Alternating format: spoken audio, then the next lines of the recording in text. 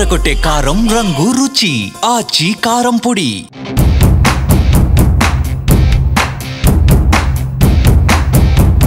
అభిమన్యుడు కాదు, ఆయన ఓ అర్జునుడు. ఈ మాటలు ఇప్పుడు సరిగ్గా తెలంగాణ రాజకీయాల్లో రేవంత్ రెడ్డికి కరెక్ట్గా సూట్ అవుతాయి.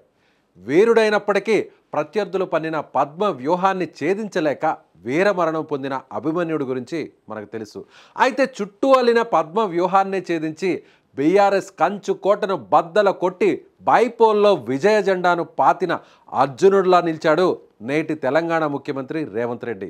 జూబ్లీహిల్స్ అసెంబ్లీ ఉప ఎన్నిక ఫలితం కేవలం ఒక కాంగ్రెస్ అభ్యర్థి గెలుపు మాత్రమే కాదు, ఇది ముఖ్యమంత్రి రేవంత్ రెడ్డి మాస్టర్ మైండ్కు నిలువెత్తు నిదర్శనం. ఆయన రాజకీయ చాతుర్యానికి, వెన్నుచూపని వీరత్వానికి దక్కిన ప్రతిఫలం. రాజకీయాల్లో ముళ్లబాటలే కానీ పూలబాటలు అరుదుగా ఉంటాయి. అలాంటి ముళ్లబాటలను సైతం తన వ్యూహాలతో విజయ తీరాలకు చేర్చే విజయ మార్గంగా మలుచుకునే అభినవ రాజకీయ చాణక్యుడే రేవంత్ రెడ్డి.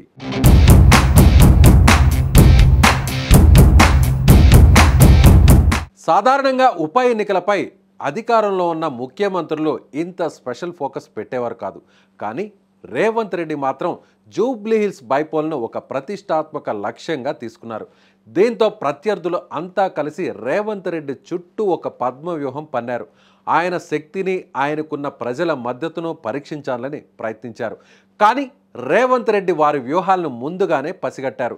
అన్నింటినీ ఛేదించి తిరుగులేని విజయాన్ని సాధించారు. తాను అనుకుంటే ఏదైనా సాధించగలను అని మరోసారి చాటి చెప్పారు. జూబ్లీహిల్స్ ఉప ఎన్నికలో కాంగ్రెస్ అభ్యర్థి నవీన్ యాదవ్ సాధించిన అద్భుత విజయం వెనక ముఖ్యమంత్రి రేవంత్ రెడ్డి అలుపెరగని శ్రమ, చాకచక్యమైన వ్యూహరచన స్పష్టంగా కనిపిస్తోంది. ఈ గెలుపును కేవలం అభ్యర్థి విజయం అనడం కంటే ముఖ్యమంత్రి తన పట్టును, ప్రభావాన్ని నిరూపించుకున్న సందర్భం అని చెప్పడం కరెక్ట్.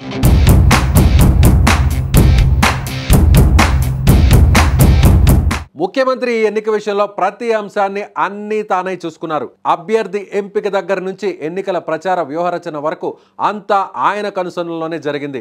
రేవంత్ రెడ్డి ఏకంగా 4 రోజుల పాటు జూబ్లీహిల్స్ నియోజకవర్గంలో మకాం వేశారు. ప్రతిరోజు రోడ్ షోలు నిర్వహించారు. ప్రతి డివిజన్ను స్వయంగా పర్యటించారు. కార్నర్ మీటింగుల్లో పాల్గొన్నారు. ఒక ముఖ్యమంత్రి ఇంతలా తిరగడం ఏంటని ఇంటా బయట విమర్శలు కూడా వచ్చాయి. కానీ ఆయన ఆ విమర్శలను అస్సలు పట్టించుకోలేదు. రేవంత్ రెడ్డి తీసుకున్న కీలక నిర్ణయాలు ఓటర్లలో కాంగ్రెస్ ప్రభుత్వంపై నమ్మకాన్ని పెంచాయి. ముఖ్యమంత్రి ఉప ఎన్నికలకు ముందే నోటిఫికేషన్కు ముందుగానే నియోజకవర్గ అభివృద్ధి కోసం ఏకంగా 150 కోట్ల రూపాయల నిధులను విడుదల చేశారు.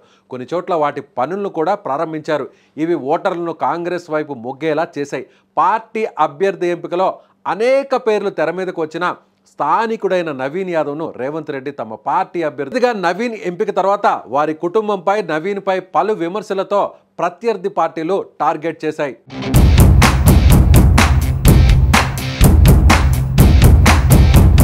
బీఆర్ఎస్ పార్టీ సోషల్ మీడియా ఒక రేంజ్లో నవీన్ ఎంపికపై ట్రోల్స్ కూడా చేసేశాయి. ఇదే అంశాన్ని తనకు అనుకూలంగా మార్చుకున్న చతురత రేవంత్ రెడ్డిది. బస్తీలో పుట్టి పెరిగిన బీసీ బిడ్డ నవీన్ను బీఆర్ఎస్ టార్గెట్ చేస్తుందంటూ బీసీలో ఎమోషన్ను రగిలించాడు రేవంత్ రెడ్డి. అంతేకాకుండా అభ్యర్థి నవీన్ యాదవ్ను నా కుడి భుజం అని బహిరంగంగా ప్రకటించారు. ఈ ఒక్క మాట కాంగ్రెస్ కార్యకర్తల్లోనూ, పార్టీ నాయకుల్లోనూ ఉత్సాహాన్ని నింపింది. జూబ్లీహిల్స్ నియోజకవర్గంలో బస్తీలు అభివృద్ధికి నోచుకోలేదంటూ పదే పదే కేటీఆర్ ప్రచారంలో మాట్లాడుతూ రేవంత్పై విమర్శలు గుప్పించేవారు. ఇదే అంశాన్ని రేవంత్ తన స్టైల్లో ప్రచారంలో తిప్పికొట్టారు. బీఆర్ఎస్ ఎమ్మెల్యేగా ఉన్న మాగంటి గోపీనాథ్ ఇక్కడ 3 సార్లు గెలిచి అధికారంలో ఉన్నాడని, బీఆర్ఎస్ పార్టీ పవర్లో ఉన్న 10 ఏళ్లు జూబ్లీహిల్స్ను పట్టించుకోకపోవడం వల్లే ఈ దుస్థితి అంటూ సెటైర్లు వేశారు.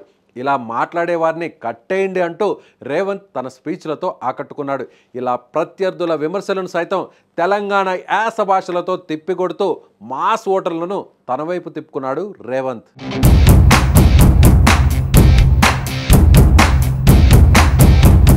సరిగ్గా పోలింగ్కు వారం ముందు సర్వేలన్నీ కాంగ్రెస్కు వ్యతిరేకంగా రావడంతో కాంగ్రెస్ పని అయిపోయిందని అందరూ భావించారు. ఇక్కడే రేవంత్ మరోసారి తన రాజకీయ ఔన్నత్యాన్ని ప్రదర్శించారు. సర్వేలు ఓటర్ల తీర్పును ఏమాత్రం మార్చలేవని అంటూనే మరోవైపు ఎన్నికల ప్రచారంలో దూకుడును ప్రదర్శించారు. నియోజకవర్గంలోని గల్లీ గల్లీ తిరుగుతూ ఓటర్లలో నమ్మకాన్ని పెంచారు. తన ఎమ్మెల్యేలతో మంత్రులతో పోలింగ్ మేనేజ్మెంట్ను అద్భుతంగా ప్లాన్ చేశారు. వీటన్నిటితో పాటు రేవంత్ దూకుడు ఎన్నికల హామీలు మెజారిటీని పెంచడానికి కీలకంగా మారాయి. అలాగే ఎన్టీఆర్ అభిమానులను కమ్మ సామాజిక వర్గాన్ని తమ వైపు తిప్పుకునేందుకు అమీర్పేటలో సీనియర్ ఎన్టీఆర్ విగ్రహం ఏర్పాటు చేస్తామని హామీ కూడా ఇచ్చారు. ఇలా రేవంత్ రెడ్డి ఒక్కో అంశాన్ని చాలా వ్యూహాత్మకంగా పూర్తి చేసుకుంటూ వెళ్లారు. ప్రత్యర్థులు పన్నిన పద్మ వ్యూహాన్ని ఛేదించడానికి ఆయనకు ఈ వ్యూహాలే ఆయుధాలుగా మారిపోయాయి. ఈ మొత్తం వ్యవహారం చూస్తే రేవంత్ రెడ్డి తాను తలుచుకుంటే ఏదైనా చేయగలడు అని నిరూపించుకున్నట్టుగా కనిపిస్తోంది. నవీన్ యాదవ్ విజయం వెనక ఉన్న ముఖ్యమంత్రి మాస్టర్ ప్లాన్ రాజకీయ విశ్లేషకులను సైతం ఆశ్చర్యపరుస్తోంది.